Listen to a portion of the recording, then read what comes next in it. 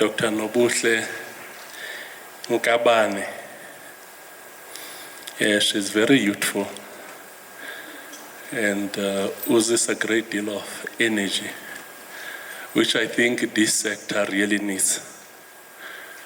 Members of the Executive Council that are here, we are joined today by the MEC for Roads and Public Works, Fufe Makato, and I was informed that the MEC of Finance, Economic Development and Tourism has also just joined us. Let me greet our friend, the Ambassador of Kazakhstan, His Excellency Kanat Tumish. Thank you very much for being here. We highly appreciate your presence. Northern Cape shares more or less the same characteristics as Kazakhstan, geographically, economically, and in terms of the socio-economic dynamics. And we highly appreciate the fact that we are here and hope that this will serve as a platform where we can exchange some of our experiences. Thank you very much, His Excellency. Mayors and councillors, senior government officials, captains of industry, distinguished guests, members of the media, ladies and gentlemen. On behalf of the people of the Northern Cape, it gives me great pleasure to express a warm welcome to you all and to those people that are joining us virtually. We were informed that this event is hybrid. There's quite a whole host of people who are joining us virtually and which we welcome to this event. We are greatly pleased to have all the distinguished guests in our beautiful province. We welcome you to a province of contrasts, being the biggest in the landmass area covering almost a third of South Africa, meanwhile having the smallest population in the country. So that's a beautiful contrast. We account for 30% of the landmass of this country, but we only account for 2% of the population, remote and sparsely populated. And for us, that's a beautiful contrast, which brings massive opportunities with it. Program Director, the coronavirus pandemic has necessitated that we look at innovative ways to rebuild and strengthen our economy. We are of the firm view that through initiatives that bring together government, private sector, and labor, we will be in a position to grow our economy despite all the challenges. Honorable Deputy Minister, ladies and gentlemen, as the Northern Cape, our vision is to modernize the province, grow its economy, and make it successful. So there are three pillars that underpins our work as the provincial government.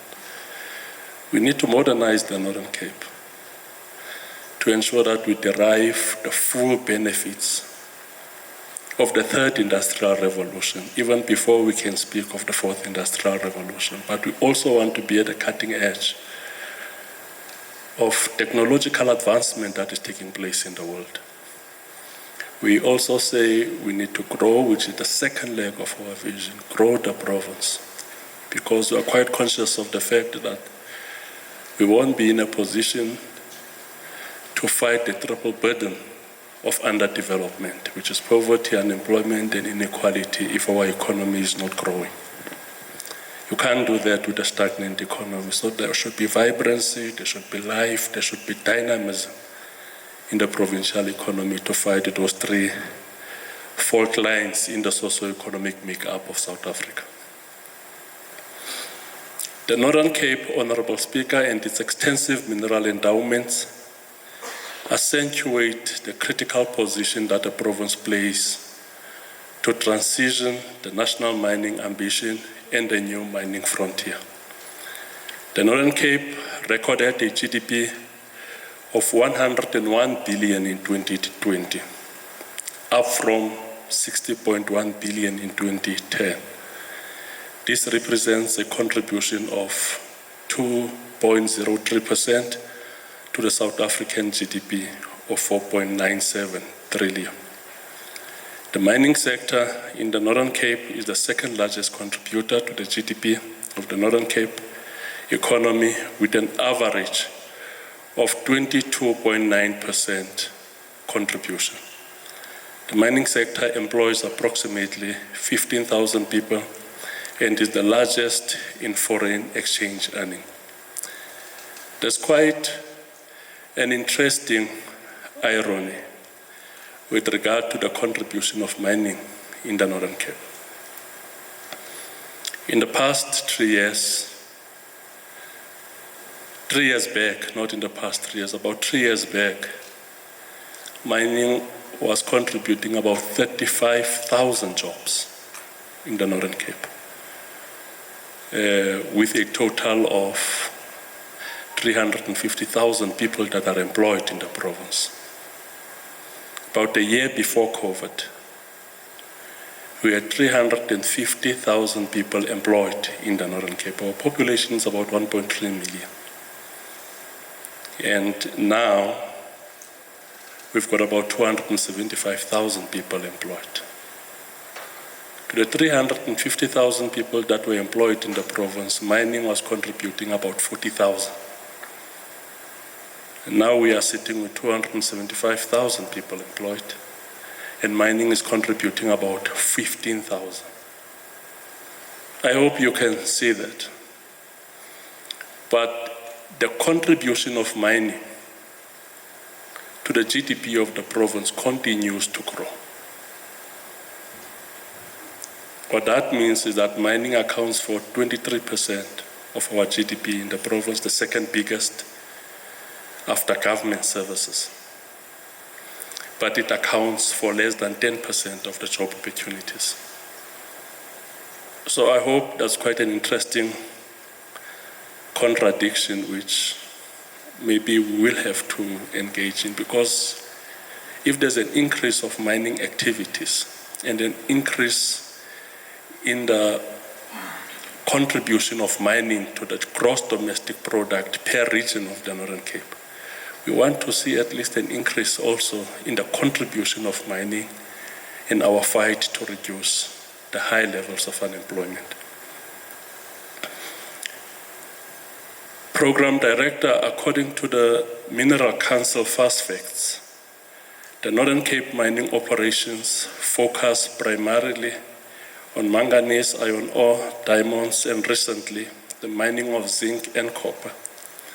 The Northern Cape hosts more than 75% of the world's manganese deposits. A snapshot of mining and mineral beneficiation in the Northern Cape indicates that the mining sector is an important pillar of the economic growth for more than a century.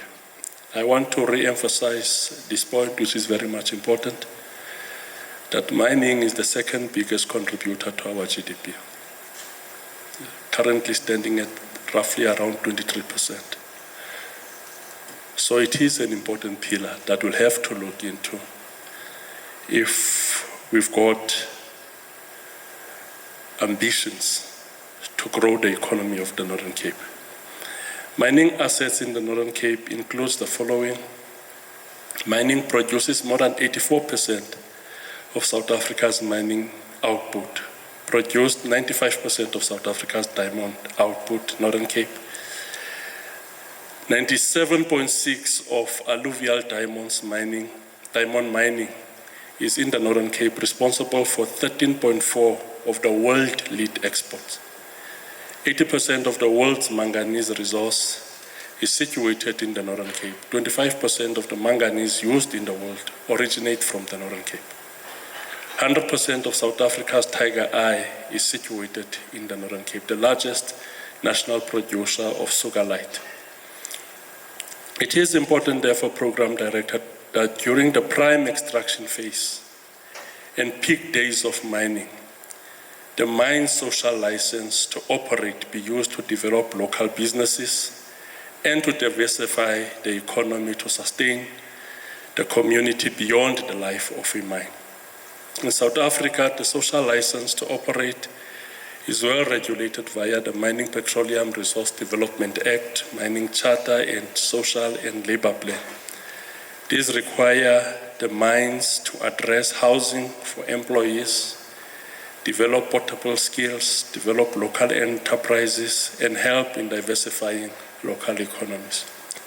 A concern in the province, specifically the Gamagara mining corridor, is that the mining houses are not properly consolidating their efforts, having completely separate and unrelated individual social labor plans efforts, which are not scalable nor sustainable. In addition, is the size of volume of procurement, which in many instances makes it difficult for local enterprises to partake and compete against multinationals. Multinational suppliers are having mobile service units, and they do not develop local manufacturing and retail or services outlets. Furthermore, Program Director, is the fact that many of these mines are reluctant, even non-compliant, to contribute to housing and bulk service infrastructure. Most of our municipalities hosting these mining investments do not have the capacity to keep service infrastructure development at the level of the increase of local population. Program Director, allow me to highlight some of the challenges faced by the mining sector in the province. Number one, which is small-scale miners' access to rail and export harbor. Number two is the access to finance and funding for emerging miners. Number three, access to capital for small-scale miners. Number four, access to mineral rights. 5, access to markets. 6, inadequate skills and knowledge in the mining sector. 7, access to appropriate technology. And 8, lack of institutional support. And 9, clarity on small-scale mining policy that promotes small-scale mining and the central access point for mining services for small-scale miners. However, Program Director, infrastructure development remains a vital issue for mineral development and beneficiation in the province, especially rail capacity for bulk and beneficiated minerals.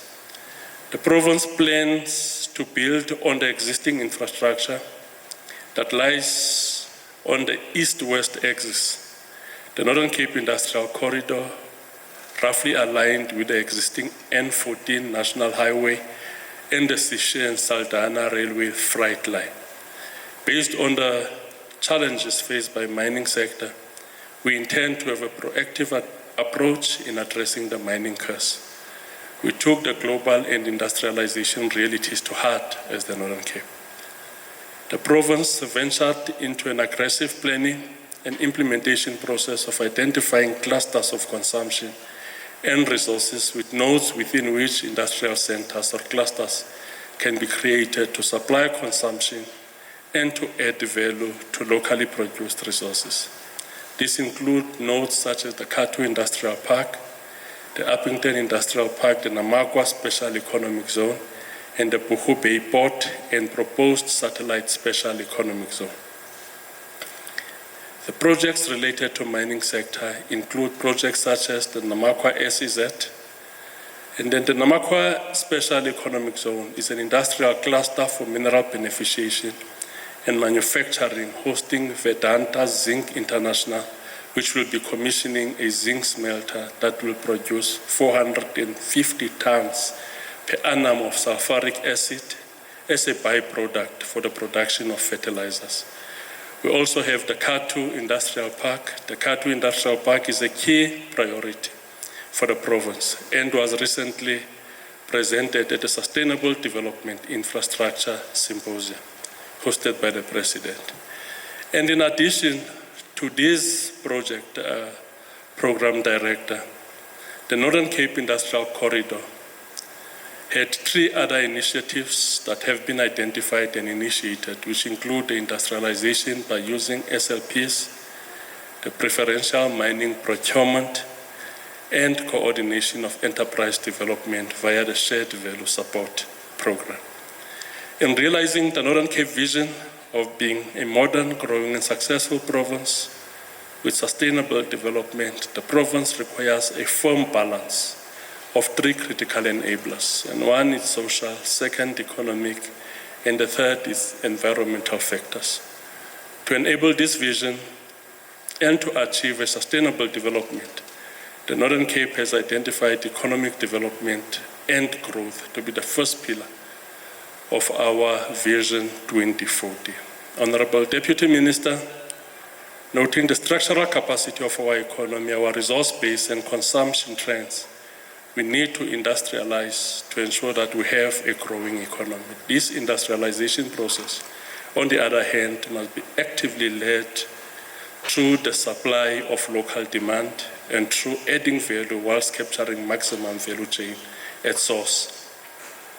Once again, ladies and gentlemen, feel welcome in the company of the people of the Northern Cape. I want to wish you well in your deliberations during this conference, and we look forward to the resolutions of this conference, which we trust will lead to the growth of our province and improving the lives of the people of the Northern Cape. Thank you very much.